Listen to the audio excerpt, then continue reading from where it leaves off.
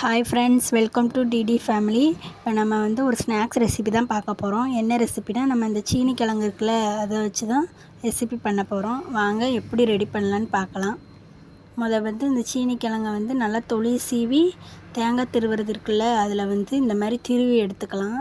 திருவி எடுத்ததுக்கப்புறம் நம்ம தேங்காய் ஒரு பீஸ் எடுத்துக்கோங்க. தேங்காய் ஒரு பீஸ் எடுத்து அதையும் இதே மாதிரி திருவி எடுத்துக்கோங்க. எடுத்து வச்சுட்டு இப்போ நம்ம அந்த சீனி கிழங்கு இருக்குல்ல, அது கூடயும் இந்த தேங்காயையும் போட்டு நல்லா விரவி எடுத்துக்கோங்க. கையை வச்சே விரவுங்க. அதுக்கப்புறம் உங்களுக்கு நாட்டு சக்கரை வேணும்னா போட்டுக்கோங்க, இல்லைன்னா வேண்டாம். நான் ஒரு ஸ்பூன் நாட்டு சக்கரை மட்டும் இது கூட போடுறேன். போட்டு நல்லா அதையும் போட்டு நல்லா பெரட்டி எடுக்க போகிறேன்.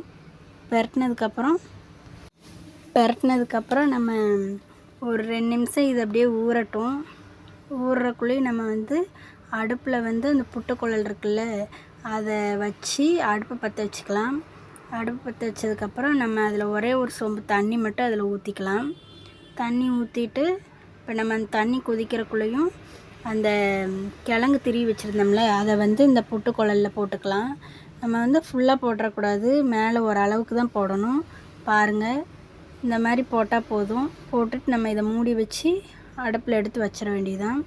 வச்சுட்டு நம்ம ஒரு 5 நிமிஷத்தில் வெந்ததுக்கப்புறம் நம்ம இதை பார்க்கலாம் எப்படி இருக்குன்ட்டு.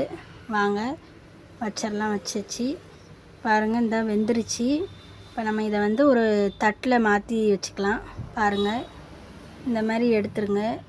எடுத்துட்டு அதுக்கப்புறம் நம்ம பார்ப்போம்.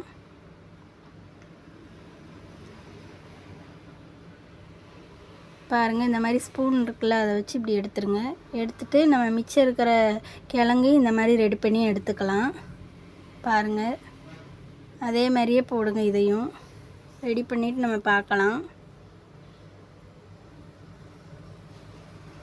அதே மாதிரி தான், ஃபுல்லாக போட்டுறக்கூடாது, அப்போ தான் நல்லா வேகும், இல்லைன்னா கிழங்கு வேகாது. பாருங்கள், அவ்வளோதான். நம்ம இப்போ எல்லாமே செஞ்சு எடுத்து வச்சாச்சு. நீங்களும் இந்த மாதிரி வீட்டில் செஞ்சு பாருங்கள். செஞ்சு பார்த்துட்டு எப்படி வந்துச்சுன்னு சொல்லி கமெண்ட் பண்ணுங்கள். இந்த வீடியோ பிடிச்சிருந்துச்சுன்னா லைக் பண்ணுங்கள். பாய்.